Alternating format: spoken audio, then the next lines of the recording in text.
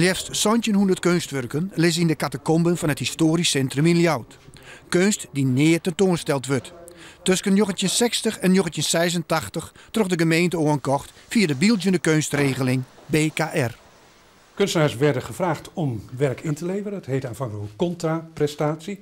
En voor het werk wat men inleverde kreeg men een zekere geld om een aantal weken of maanden weer te kunnen leven. En zo waren ze eigenlijk min of meer in dienst van de staat. Het heeft 40 jaar lang heeft dat zo gefunctioneerd.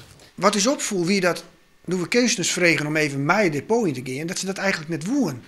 Frederik van Batenburg bij Gelieks, woer net met zijn oude werk geconfronteerd worden. Ja. Wat zei dat?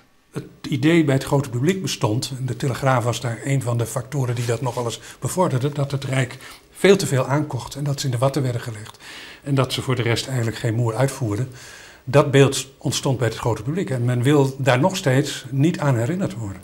Al die jaren is dat neer dien met de opgaarde kunstwerken. Maar het neemt wel een soort plakking in het HCL-depot.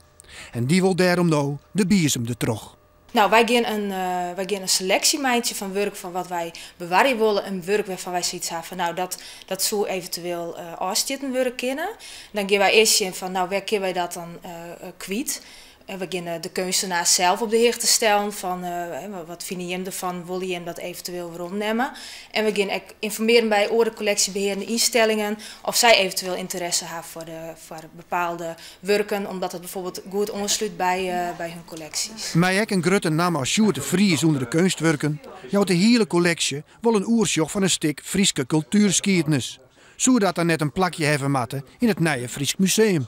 Op dit moment kan ik me deze operatie heel goed voorstellen. Ik kan me ook wel voorstellen dat over 50 of 100 jaar, als dit er nog zou zijn, een unieke schat zou zijn die een heel bijzonder beeld geeft van een naoorlogse periode in Nederland en Friesland. Dus toch een beetje spietig. Ja, het gaat mij aan het hart als ik dit zo zie. Ja.